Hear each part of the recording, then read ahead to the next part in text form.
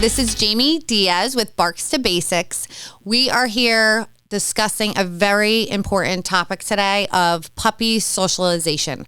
I think there's a lot of misconceptions of what people think socialization is, how they should socialize your dog, the pitfalls of not socializing your dog. So I feel like this topic is like number one in my book. Also, if you don't properly socialize the dog, what can potentially happen and the behavior issues that you potentially will have for the rest of your dog's life. So it's really, really important. Anybody who has a puppy, anybody who gets a new dog, you want to tell them to listen to this. So there's going to be so much information. I actually have front and back of notes that I've been taking because there is so much and I didn't want to miss anything. So let's jump into it. So let's start the importance of early socialization. So early socialization, a dog should be socialized between 3 and 14 weeks. So I usually tell people 8 to 16 weeks. Why? Because you don't get the puppy till 8 weeks. And so that really, if you get it from a breeder, those critical weeks come from a good breeder, which we'll get into that too. And then you get the dog at 8 weeks, right? Until 14, 16 weeks is the most critical time. Now, the problem is there's still a lot of veterinarians out there that will tell you, do not bring your dog anywhere until they have all of their shots. This is false. This is false. We follow the AVSAB, which is the American Veterinary Association of Veterinary Behavior. I think I messed that up, but AVSAB. That we follow, and the saying that it is more important to socialize your dog at 8 weeks than to potentially risk behavior problems later in life. So you definitely don't want to do that. So what does that even look like? So socialization, you get your puppy at 8 weeks. So it's really important. One, we're not talking about bringing them to dog parks. We're not talking about unsafe places. Your dogs will already have at least their first round of vaccines from wherever you get your dog. So we want to make sure they're already protected a little bit. So we're not talking about going with big dogs, like to a dog park and everything like that, but positive experience with a variety of people, animals, environments, sounds. If you live in a really quiet neighborhood and all of a sudden you move to New York City and your dog has never heard city sounds, your dog is going to have a lot of issues with these sounds. So you want to make sure, and all of these experiences are in a controlled manner to build their confidence. So that's super important that it's controlled.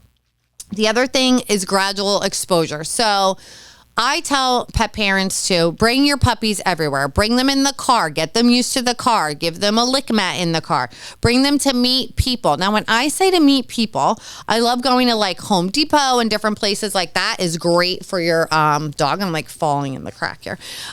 Is great for your dog, but you don't have to have every single person touching and petting your puppy. That actually can make it worse for your dog. So if you have a dog that is a little bit sensitive to touch and to strangers they're not super comfortable with, well, now you're just forcing them to be with all these people and they're puppies, right? So they have no choice. You're just passing them along.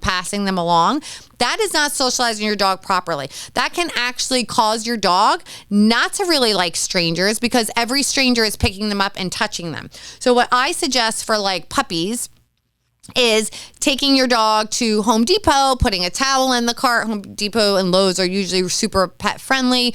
Somebody comes up, oh my God, your puppy is so cute. Have a little treat bag or their food and have them give them a little treat or drop it on the towel in the cart. This way you are not projecting them onto your puppy, and now your puppy is like, I love seeing random people. I get a little treat every time I see them. So you want to make sure you're gradually exposing your dog, right? You're not going to take them to a bar at 9 weeks old when there's a live band blasting music, right? That's also not a great thing. I love the fact of going to a bar with your dog and maybe having them on a little mat and again, having people just give them treats, but you want to make sure it's gradual exposure to prevent overwhelming your puppy, starting with less stressful environments, right? So car ride, Starbucks is usually safe, like sitting outside, something like that. So this is really important too that I put on here. Group-lit play dates. Play dates are amazing for dogs. You want to start them right away. You can start them at 8 weeks old. They are not going to catch parvo, distemper, and especially not rabies. I would love somebody to give me the stats on the last time a dog caught rabies from playing with another dog. They're not going to catch rabies, which they won't have the rabies shot at that point, from another dog. It's just not going to happen. And again, I would love this to know the last time that ever happened. You want to make sure that your dog is playing with other dogs that they like to play with. So this is another thing. We don't want your dog to get pummeled by your neighbor's dog that now their experience is not a good experience. So we don't want that either. We don't want our dogs to be playing with other dogs and be getting rolled on the floor and not having a good time. Your dog should be having a good time. Now, that being said, if you don't know what to look for in proper play, then you're not going to know what to look for in proper play. So 2 dogs, just a little tips, because this could be a whole webinar, podcast, which it should be, and we probably will. 2 dogs playing, they both should be looking like they're having fun. And they also should be taking those pauses, natural pauses. So you'll see them playing, they kind of pause. They each kind of give each other a decision to make, and then they both kind of start pouncing again. That's what it should look like. It should not be like 2 maniacs that the puppy can't even get his breath or vice versa. So you want to make sure that both dogs are having fun. And you want to make sure, obviously, the other dogs are vaccinated. And also the biggest thing with puppies is that they have a negative fecal exam. So again, I have 4 dog training schools in South Florida. We start the dogs. I like them to start at 10 weeks because they can catch kennel cough, which is a common cold for dog. As much as you clean and do things, everybody will know this too, that it's like bringing your school. As soon as my kids start school, somebody's getting sick, right? It's the germs coming in. So we like dogs to start at 10 weeks old so their immune system's a little bit stronger, and we're putting them at 1 to 2 other dogs of playmates that they like. So a lot of people may not have that option, but we do start those dogs at 10 weeks old. So even if you get your puppy home, you wait 2 weeks, and then you start introducing them to vaccinated dogs. And again, that important thing is the fecal. So they can catch all different kinds of worms, fun stuff, giardia, all these things from the dog's poop. So eating the poop, stepping in the poop, and licking their paw. So that's really the biggest issue with puppies, is not the parvo, distemper, all of those things. It's the poop and them stepping in, having worms. And most dogs, by the way, have some kind of parasites when you get them, even if they're from like a great breeder, it happens as well. So make sure you're doing those group play dates. Another thing is introduction to new environments, visiting parks, pet-friendly stores, other public spaces to acclimate your puppies to different surroundings. So this is what happens. You get your puppy, you are bringing them everywhere in the neighborhood. They are meeting the neighborhood dogs, the neighborhood people. Guess what? That is not properly socializing your dog, because your dog is only going to be used to that bubble. So if you leave them in that bubble for all of this time, when you have to go outside of that bubble, your dogs are going to have a real issue. This happened with COVID. So I'm sure many of you have a COVID puppy. So these puppies, just think about it. No, this is a perfect example. If you guys have a COVID puppy, you probably have behavioral issues. The COVID puppies were never going out, right? They might have been going outside, but we weren't going anywhere. I mean, we were spraying our public bags with stuff. I was like walking with neighbors, and we were standing like 6 to 8 feet apart because we were afraid, right? So your dogs were not getting any really outside things happening. Definitely nobody was coming over. So now your dogs are like in this little bubble, and guess what? All of the restrictions are lifted, and I want to go back to my life. Well, these dogs had such a hard time adjusting to life. I have never sent so many puppies to the behaviorist to get on medications because they literally cannot handle the world. So it's really, really important, and that's a perfect example of a true study of what happens to dogs when you don't socialize them, because everybody that knows, again, you have a COVID puppy, you're going to see these issues somewhere. So make sure you're taking your dog outside into new environments, not your neighborhood. Your neighborhood is the same as your home. It's familiar.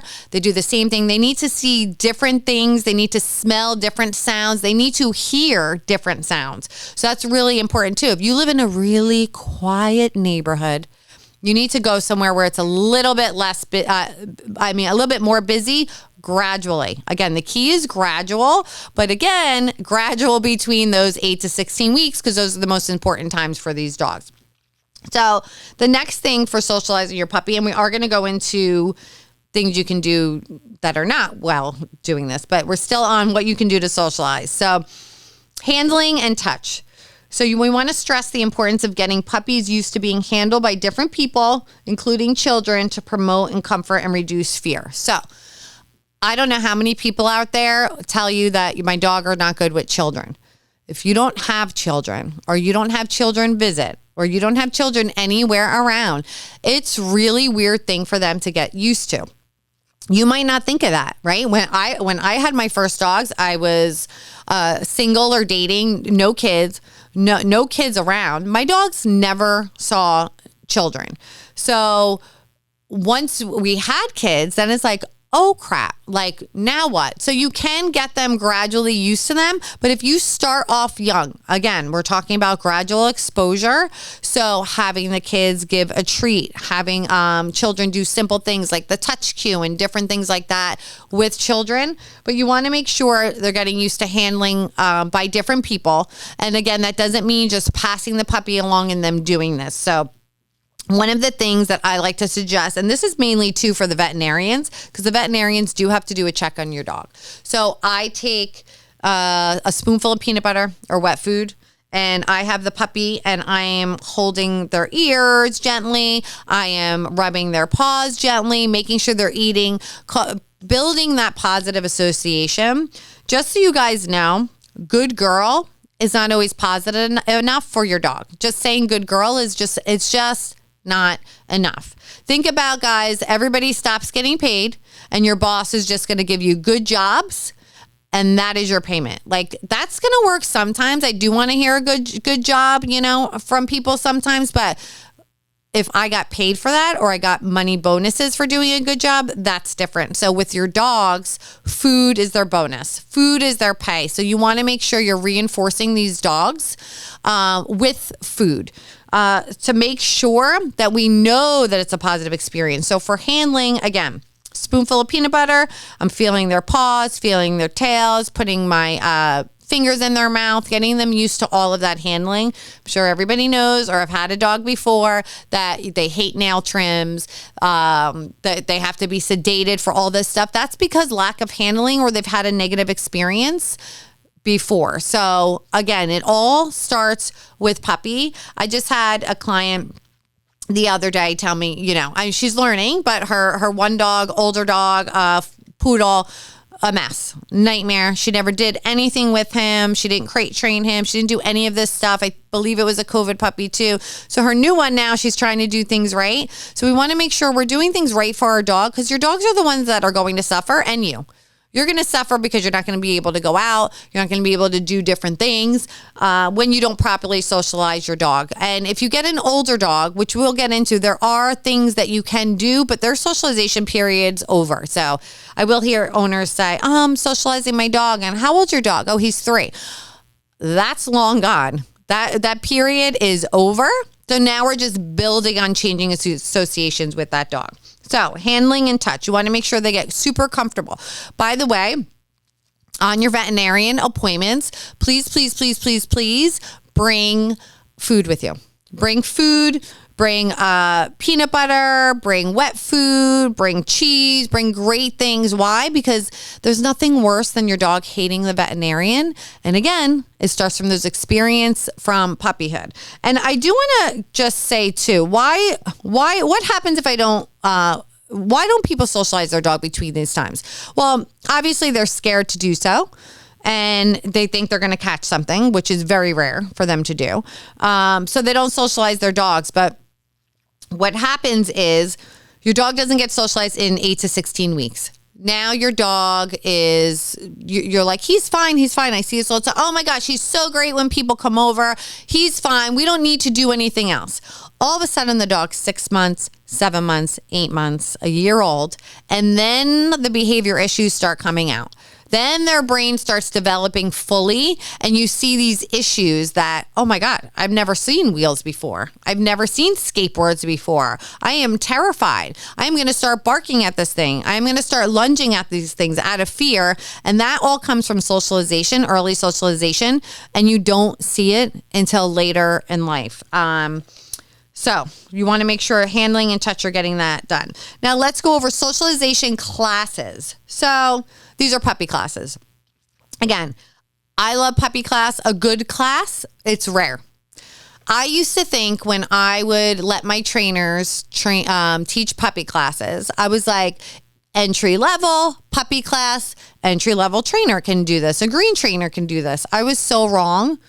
You have to be really a master trainer, knowing body language, knowing what to do if there's little tiffs in the class, knowing to make sure if you have a little scared little dog, I'm going to tell that owner, keep this little guy on your lap the whole time.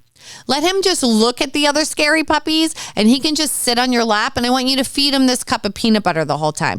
Because if you don't have an experienced person teaching your puppy class, and again, no offense, Petco, Pets, those are not experienced trainers, I promise you. Anybody who's experienced and good from there, they wind up leaving and doing their own thing. They're not there. It is a great way. I have many Petco, PetSmart trainers that work for me. They have a great base. They are not equipped to do a puppy class. And also, by the way, since I'm talking about socialization classes, puppy class is not meant to be on leash. I actually don't like any group class on leash because your dog is right there 6 feet from you. He has no freedom. If your puppy is nervous and you're at a Petco class and another puppy comes up to him to sniff him, where is he going? He's on a 4 or 6 foot leash, I'm sure. There's nowhere for that dog to go or no choices for them to make. So a puppy class that you do take should be off leash. Now, for my puppy classes, I will have them click the leash or put them on their lap while I'm explaining something because nobody pays attention, and you need to be all eyes on your dogs during a puppy class, but it should be an off-leash class if you are taking it, but it is not enough. Anybody who thinks that they can just take a puppy class an hour a week and think that's enough socialization for your dogs, you are wrong, and you are going to have issues come later in life. All right. Recognizing signs of stress. So this is super important. I love to educate owners about the signs of stress and fears in puppies. And I can tell when a puppy has been socialized, even young, at 12 weeks old, I can see them come in and they're already fearful. That's not really normal. Puppies, a happy-go-lucky a puppy should be coming up to you, like I said, happy-go-lucky, jumping on you, like being so excited, saying hi to everybody because he's built no fear experiences before and he's had other experiences.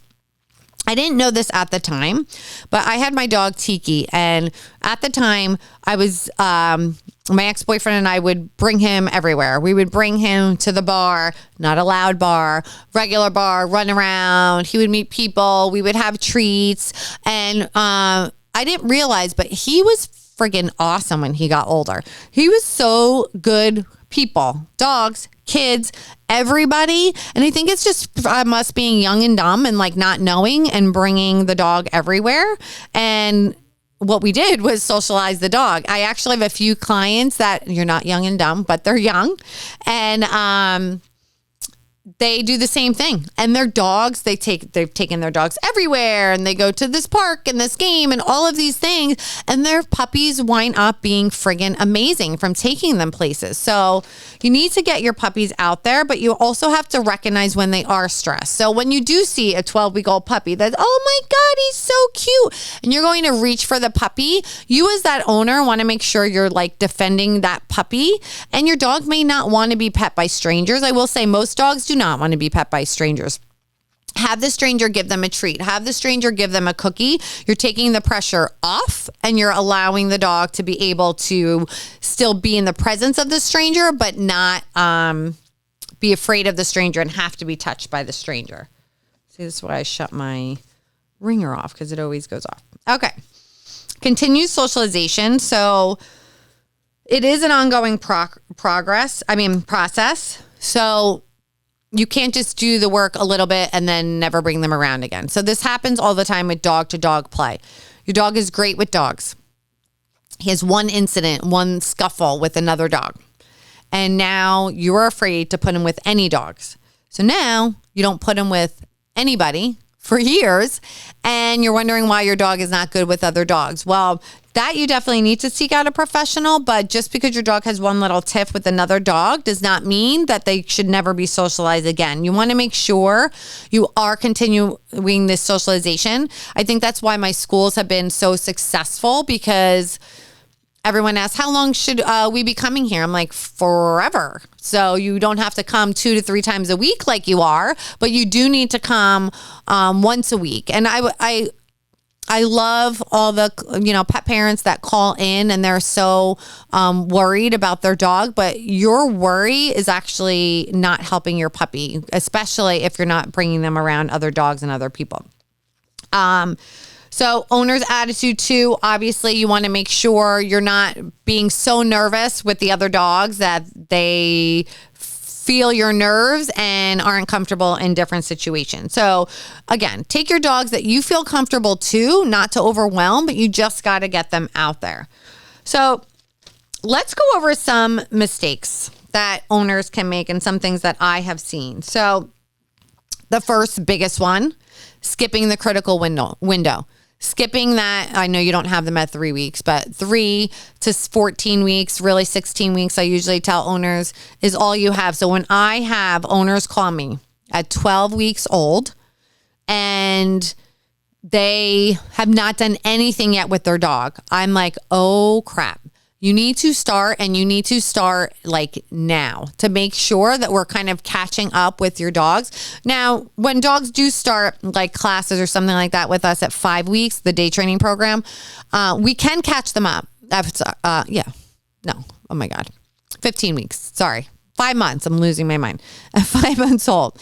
16 weeks is 4 months. 5 months old.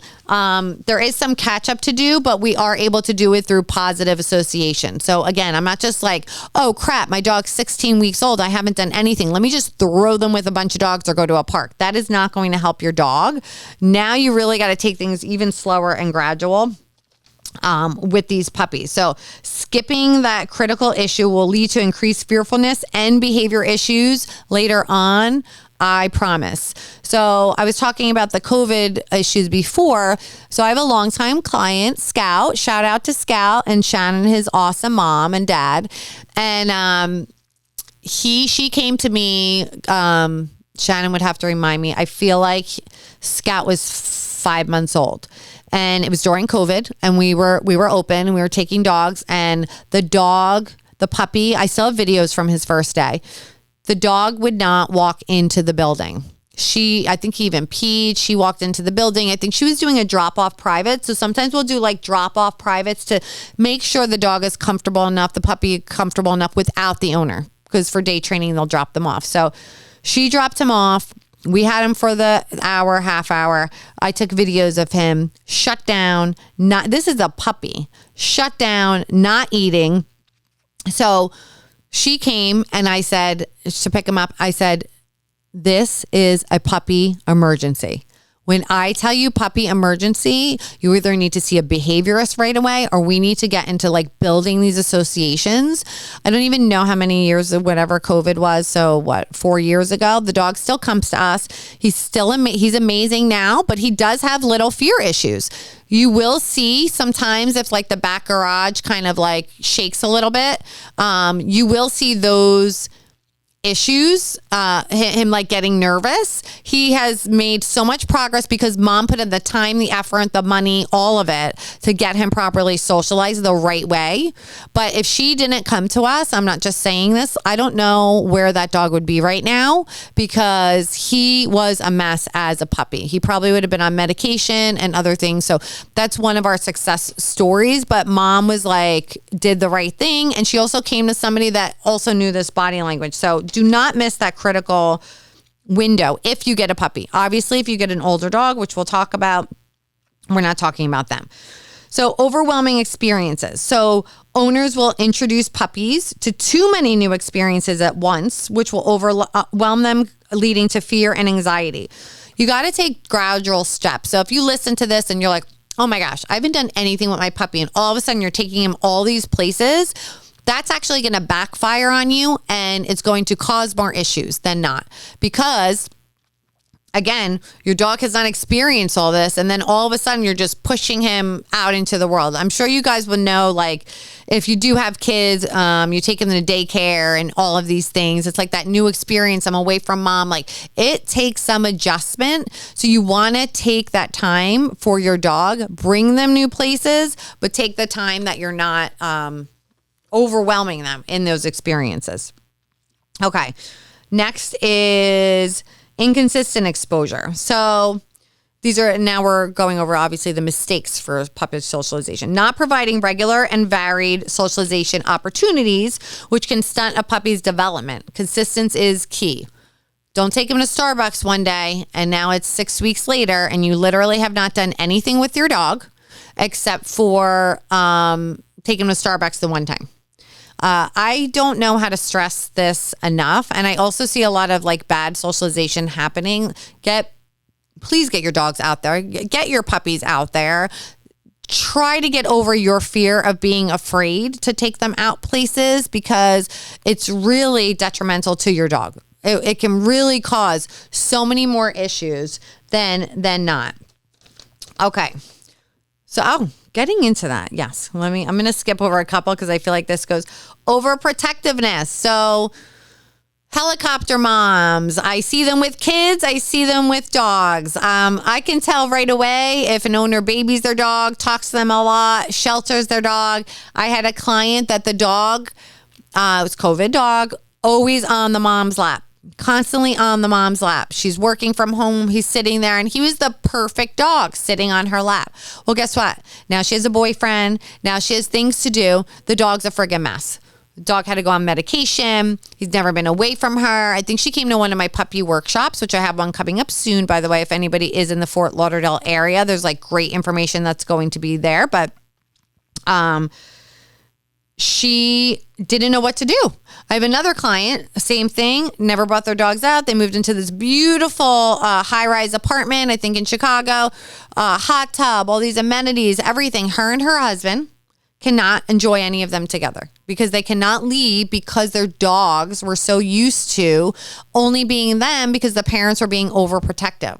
So you are the voice for your dog. I'm not telling you to not be protective. If somebody's going to grab your puppy, like I'm sorry, I just want you to give him a treat. I don't need you to grab him, but you cannot be so overprotective that you're literally not bringing your dog anywhere. Because that is going to be, again, detrimental to your dog, to their health, to their behavior. A lot of people, we say that we care about dogs so much, but then we don't properly socialize from a young age. So it is really, really, really, really important to make sure that you're doing that. So that overprotectiveness, being overly cautious and protective, will prevent puppies from exploring and learning about their new environment. If you do not let your puppies explore, if you do not let them sniff, I don't want them to get in there. What is he eating? Puppies are going to pick up. It's a leaf. Calm down. He's fine. He's not going to die, right? We're not telling him to pick up toads. Let them pick up a rock. He's going to spit it out. Like he needs to check out his environment and learn about them. Be like, oh, that was a leaf. I'm spitting that out. That is gross. I see so many parents on walks with their puppies. Leave it, stop it, leave it. You're not even letting your dog explore. Let them use their nose. They're going to be oral at puppies. They're going to use their mouth. As long as it's nothing like dangerous, you want to make sure. I am going to go into the 2-year-old. Oh, I love that. We hide treats. So I'm sorry, I'm doing a TikTok live as well. So we hide treats, let them explore. I love doing that like in the yard, right? You guys have a yard or outside. Hide some treats out there. Let them sniff that way so they're not picking up all the other crap that's there. But we need to let them explore. And what you do when you're overprotective is you're not letting your dogs explore and learn about their environment. They need to learn about these things. Like we have so many stuff in our lives between like the plugs, like so many dangerous things. I get it, but you're not letting them see what's what. So make sure, especially outside, we're letting our dogs explore and drop being so overprotective, because again, you're really harming your dogs. Poorly managed introductions. So this one, introduce puppies to other animals or people with proper control. If you don't have proper control, it's going to lead to chaotic or negative interactions.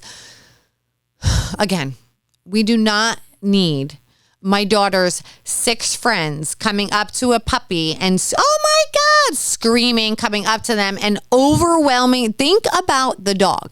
He's 4 pounds, 6 pounds, 10 pounds, whatever. And he's like, oh my gosh, what are all these little beings coming at me? You have to have controlled introductions with everybody. Oh, you want to say hi to my puppy? Do me a favor. Just throw a treat to him. And then what happens? The puppy comes up again. Oh, ask him for a sit. Give him a little treat. Again, you're taking that pressure off of the dog. You're building positive associations. That's how dogs learn, by associations, positive associations, and building those with new people, new experience, instead of having those poorly managed introductions and not overwhelming your dog. Going back to, again, overwhelming your dog. I already said about don't rely solely on training classes. Ignoring body language. So you want to pay attention to their puppy's body language. So I will say, if you have no idea, or even if you've had dogs and you really don't know what to look for in body language, you are going to have a hard time.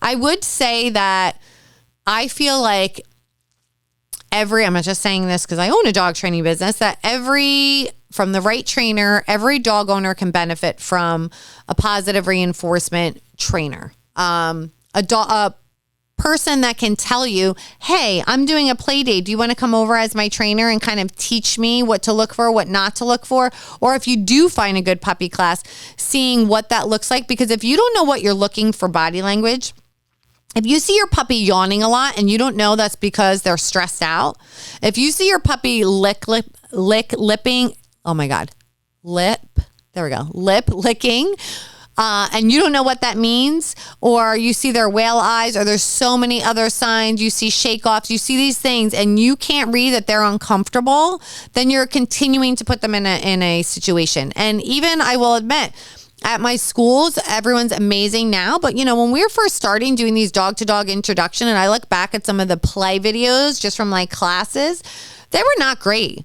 They were not doing anything bad, right? That nobody was getting mauled. It was just play, looked like play to everybody else. But it was not great body language. And the dogs were clearly showing their body language that they were uncomfortable, and we just were not noticing it. So it does take a lot of experience to really read the body language properly of your dog, especially puppies, because everybody just thinks, oh, it's puppies. We'll just they're fine, right? They're not fine. They're building these experiences. So if your kid goes to daycare every day and he's 2 years old, whatever he is, and this, little 3-year-old pushes him down every time he goes there outside, he is going to start building those negative associations. Even if he can't talk, even if he can't walk, they are going to. And I know some people hate when I compare to kids and dogs, especially puppies and babies. They're exactly the same.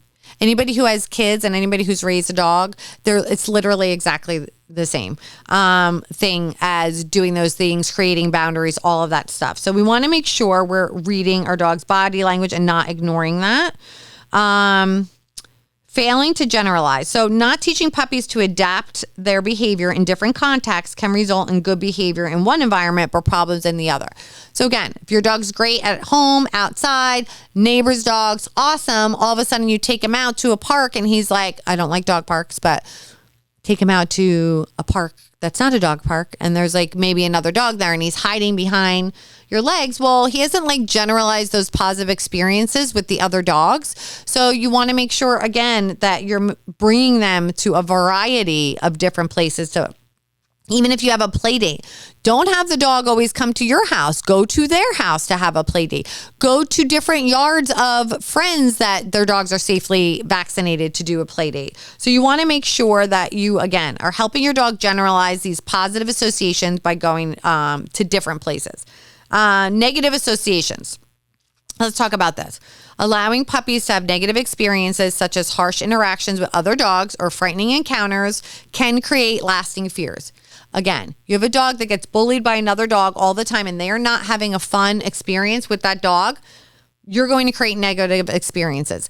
Also, if you have a trainer or person that suggests any type of correction for a puppy, a prong collar, a choker, a shock collar, fire them immediately and give me a call, because I'll give you a free virtual session if you fire that trainer that was telling you to do those things, because it literally is, not everybody free if this goes crazy, but no, seriously, it's so damaging to use, first of all, correction on any dog.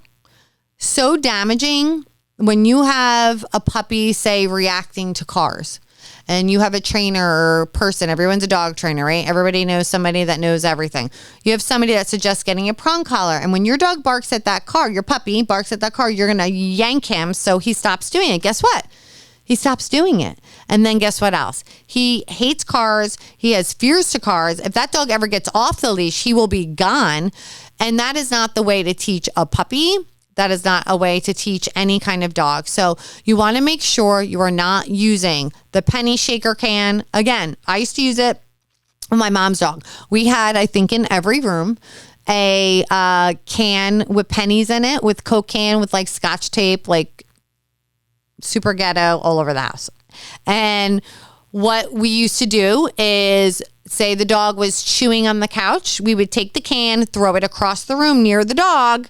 And guess what? The dog would stop chewing on the couch. But now the dog is like terrified, right? And all of my mom's dogs had different behavior issues. We never socialized them. I think about it now, dogs are probably so bored. Like I see dogs I can probably, especially in Florida. You go to the mall, you go to Home Depot, you go to the supermarket, everywhere you go, there's dogs. We did not do that with our dogs. So we use those scare techniques. We use the spray water bottle.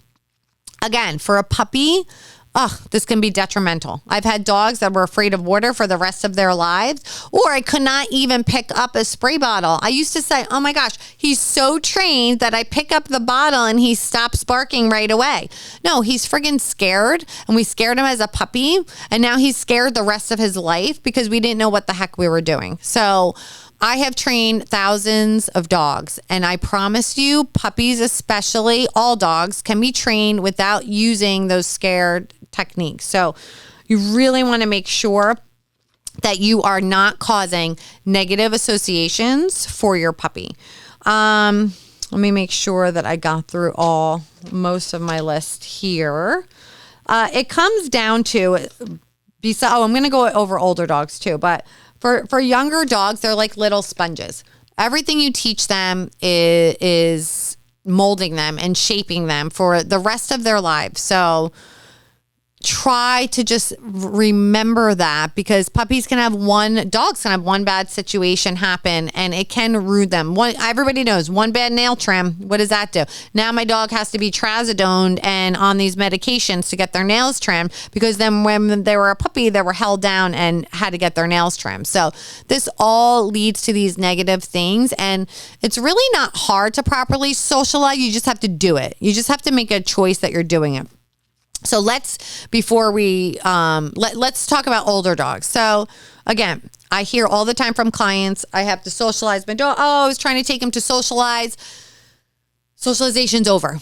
They're not socializing anymore. That period's gone. It's gone, right? Bye-bye. Socialization period's over. Now what's happening is we're building positive experiences with our older dogs. So you get an older dog home, and listen, I've adopted older dogs. Again, issues. Unfortunately, most dogs are in the shelters because they have behavior issues, right? Most.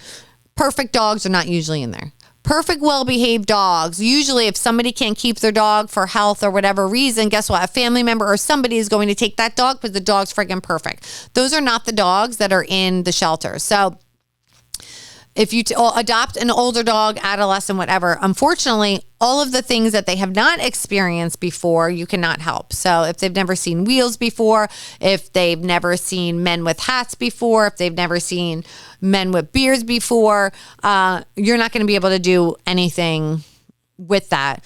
but you can start building on positive associations. So again, not putting pressure for any strangers to pet him, for anything like that. You have a dog that is afraid of men. You get them adopted, they're afraid of men. You have a man come over. So again, I would hire a professional trainer if you have any of these issues. But again, it's building that association. So if I have my male friend coming over, my dog's super nervous, I'm thinking I'm socializing him with men, but you're not, because that's already past the point. I want to build that association.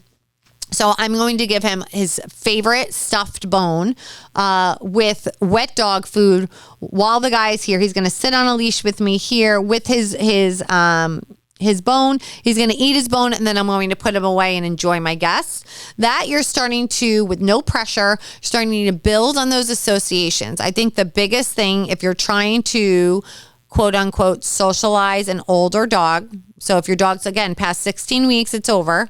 So if you're trying to change those associations with the dog, again, gradual exposure, making sure it's a positive thing. If your dog is barking at somebody they're scared of that comes in the house, that is not building a positive association.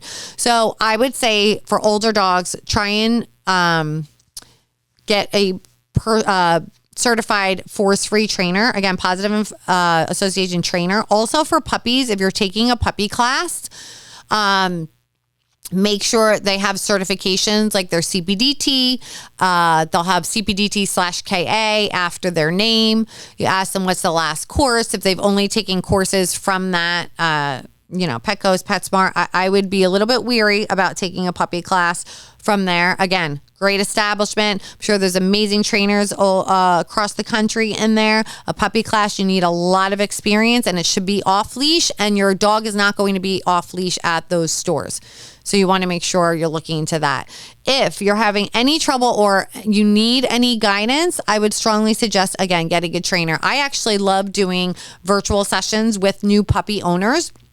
I actually prefer it because I can teach your dog, you to do everything with your dog so that your dog is responding to you from a virtual session. And virtual sessions for puppy socialization, it's usually you're talking about the potty training, the biting, and the properly socializing. So if you do have a certified trainer or a good force-free trainer that you're using, they can help put you on a socialization plan so that you're able to properly socialize your dog. So I will say, again, I had a lot of notes for this because there's so many things that I didn't want to forget. I think socialization is so, so important. I hope that you guys can take these tips that I gave you and use them. If you need help, again, reach out. You can always reach out. You can find us at Dynamite Dog Training or Lucky Dog Training Club, and also Barks to Basics podcast, wherever podcasts you can hear, Audible, Apple, Spotify, all of the above. iHeartRadio has a great app too. We're on there. But again, if you are looking, or you get a puppy, socialization, properly socialize your dog. Hopefully these tips will help. But thanks for listening. JB Diaz, Barks to Basics. We will see you next time. Thanks.